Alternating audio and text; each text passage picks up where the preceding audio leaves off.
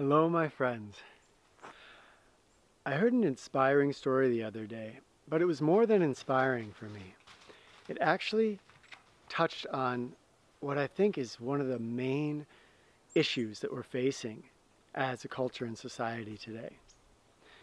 I wanted to share it with you because it's something that reminds us that A, things might not be as bad as we look, there's good things happening, and B, we all have the power right now to make meaningful change.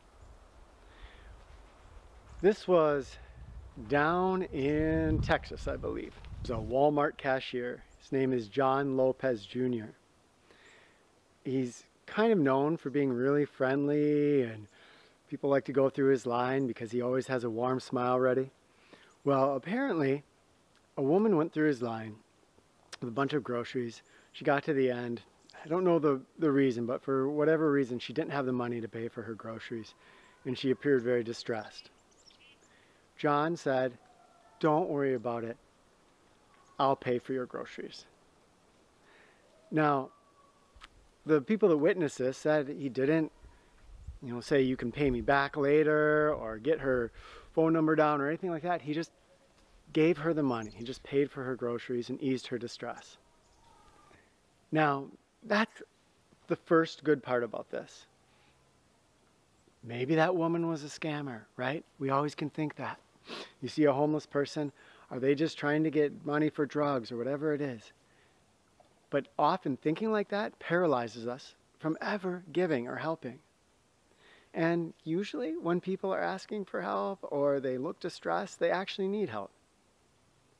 So he just reached out without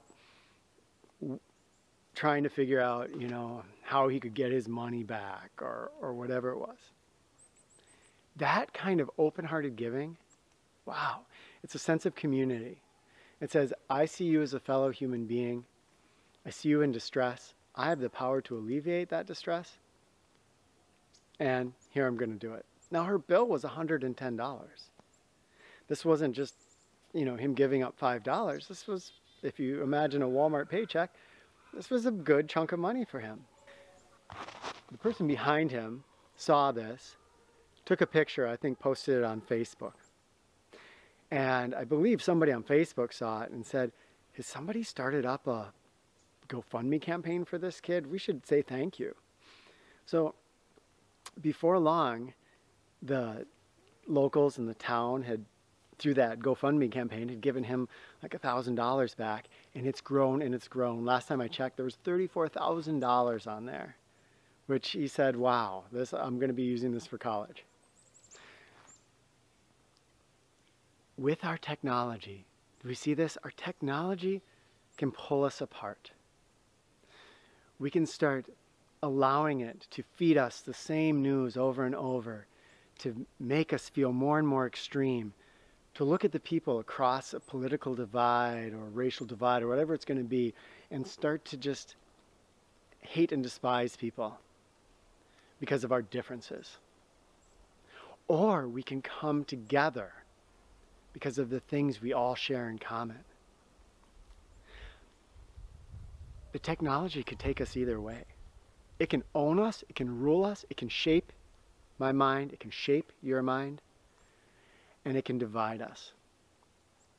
And kind of seems like the powers that be would really like that. And how many of us are falling into that trap?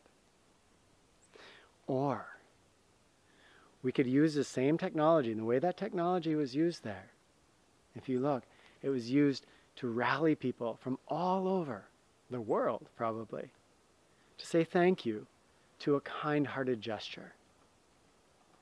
Now, that gesture, him giving that $110, that has reached out over the world and inspired all kinds of people. It's made a small shift in our consciousness. Please, everybody, let's change this paradigm.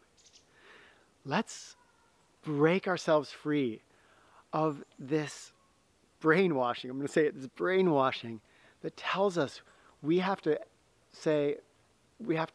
hear one thing about somebody.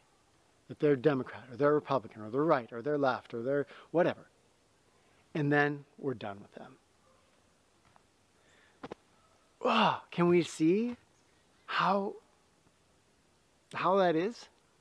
Can we see what's happening in our mind? How we're not seeing the world anymore? We've just been taught to see one little sliver and to judge our whole experience and create our whole experience based on that sliver. Let's take back our power. Let's take back our ability to think critically, to think for ourselves. Let's not just listen to what we're told, but instead, let's reach out to the people around us and say, you might have a different political view than me. You might have a different skin color, a different sexual preference, whatever it is. You're also a human being. And if we come together and we communicate and we listen to each other, we might learn and grow. If we just shut a wall between us, we're done. No chance for growth, no chance for communication, no chance for connection.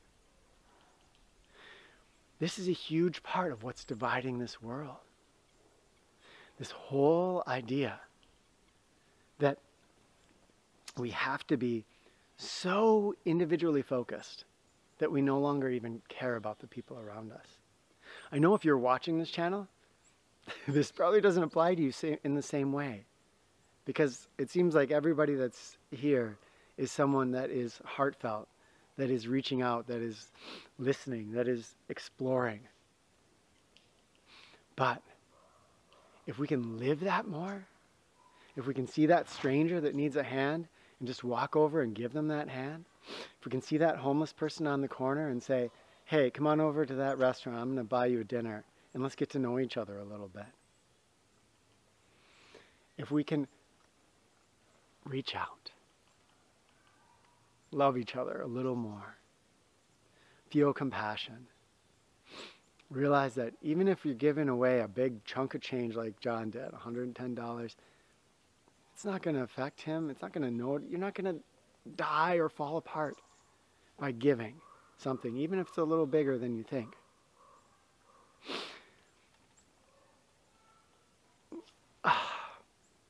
Love to you all. I, like you, want to see this world change in a way where we can come together. And I came out to film this video after talking with Rebecca, and it just is all flooded out of me. I hope it's not too scattered. But I wanted to share with you and just express my gratitude and love for all of you.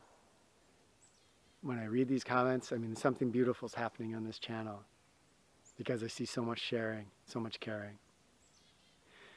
Now, in our regular lives, today, there's going to be a chance for you to reach out to somebody.